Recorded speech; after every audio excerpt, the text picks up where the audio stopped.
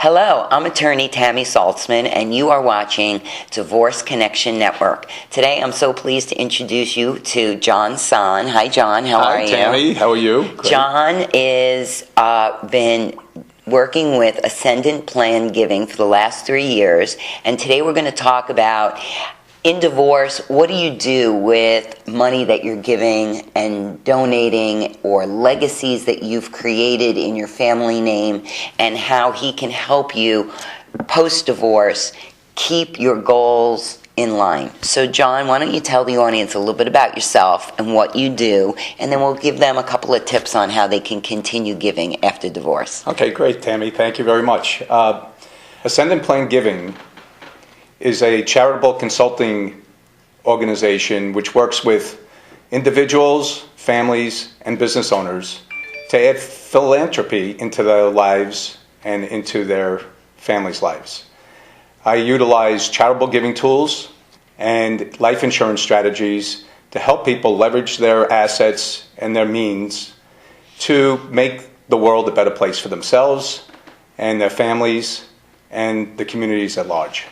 I know that a lot of people, when they retire or when they're feeling blue, a good thing to do is give back because it makes you feel so much better when you're giving. Absolutely. And, divorce can be a very trying and anxious time in people's lives. And there's so many emotions that come up within yourself that are harmful, such as anger, sadness, yes, anxiety, depression, and fear, because you're used to having that cohesive, loving life that we all want. And what philanthropy does, after you have time to work on yourself, helps you get that good feeling back and knowing that you could help other people. So what I believe that philanthropy is for people that just went through divorce or any other traumatic type of episode in their lives, is reaching out, finding what your passion is, including your family in that passion, and getting back out there in the world and making yourself available to helping other people. And you do that in a financial way. I know that when I first got divorced, my son had to do a couple of hours for his bar mitzvah, community service hours. And we went to Boca Helping Hands, and we packaged up food for people who couldn't afford it. And it was very moving for both of us. And it was also a very strong bonding between us. It was something that we shared and we felt good about together. So you help in the financial end, setting up trusts and insurances and things so that families can feel good about donating money. Is that correct?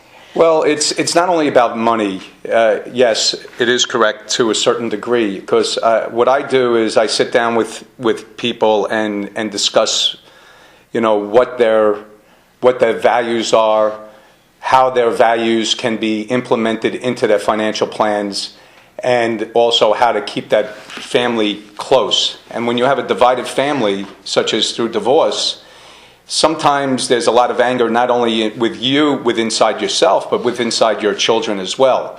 So utilizing charitable giving tools or volunteerism helps that family stay together, tightens the bonds, and also heals the emotions that have disturbed you throughout this process of divorce. I really like what you're saying, and a lot about my show is about healing families. And, we offer all this free information so that they have resources and access to great information. And in my practice, one of the first things that I do is I tell people to write a list of all the things that they're grateful for from their marriage, and to focus on that instead of the anger. And so what you're talking about is very interesting, because you're right. A lot of times kids are affected by divorce. Some of them hide it better than others. And this could be a way, we usually say take your kids to therapy. Have your kids get involved in a group sport. Try to disperse their energies in other ways so that they're distracted. And by bringing the kids in and seeing what their morals and values are and helping them to give back to the community can be very healing. Absolutely, and it's really I went through the divorce myself. There are so many great organizations for children to get involved with. Children love animals. That you have, right here in Boca Raton, we have the Tri-County Humane Society, Yes. which for dogs and dogs and puppies, and with cats and dogs. And you also have the Equine Assistance Program that's out in Coconut Creek, where it's horses for the handicapped. And you could really, just by getting out there and just making it a family outing on trying to help somebody, whether it's a walkathon that something in your family. There's so many of them that are going on every single day, or a comedy show, or really anything that could really get the child to say, I understand that I've had some hard knocks, but also I can go out there and there are a lot of other people or a lot of other things that are out there that need fixing. And by having that